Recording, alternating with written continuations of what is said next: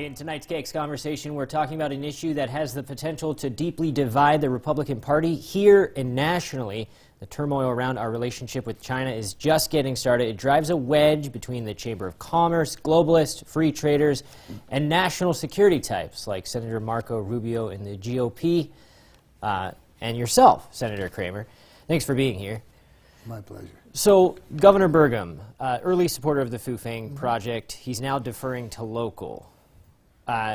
The CFIUS review, it came back, it's punted back to local. Where does this put you? Yeah, so I'm still in the same place I was from the beginning, and that is I oppose the Fufeng investment, and there's nothing I've learned in recent days that makes me any more comfortable with it. So couple of things. I think that you're seeing in all of this that people's sort of positions on China in general have been evolving, rightfully so. Mm-hmm. Long ago, and not so terribly long ago, really, when China was allowed into the World Trade Organization, given normal relations, if you will, trade relations with the United States, the hope was that China would be so taken by freedom that they would naturally adapt it, that capitalism would replace communism. That clearly didn't happen. In fact, they took full advantage of our openness.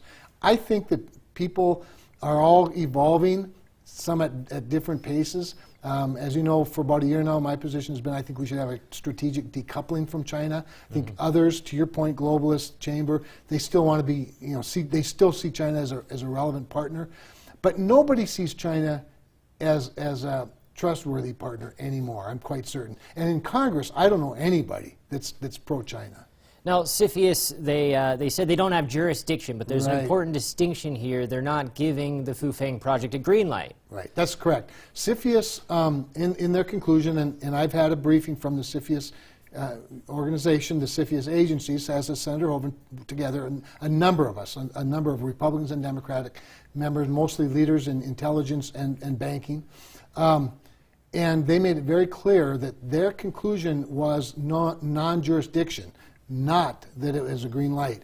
In fact, they shared a lot of information, including some of the other agencies, and all of that being confidential and classified at this time.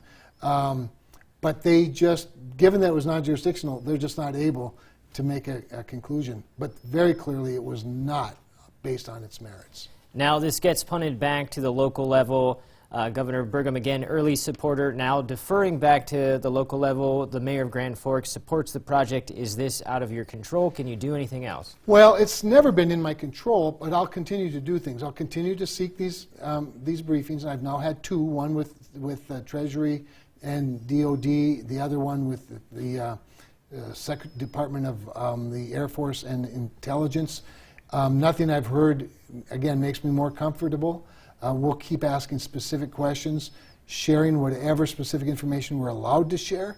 But at the end of the day, it is really obvious that China uses corporate relationships, uses purchases, uses trade relationships to both spy on and then to undermine the credibility of the United States and other countries.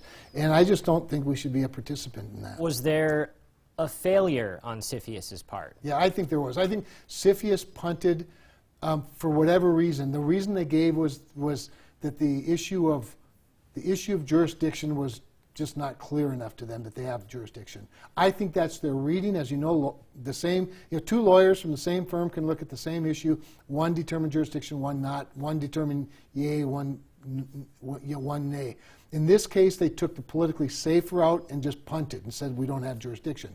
So I think CFIUS failed. I think we need to tighten CFIUS up. There's legislation to do that. It'll no doubt be reintroduced now in the next session of Congress. Now that CFIUS is done with their review, I'll feel freer to participate in that legislative process aggressively and tightening things up so that it's not so clumsy for them in the future. All right, Senator Kevin Cramer, thank you so much for your time. My pleasure. Thank you.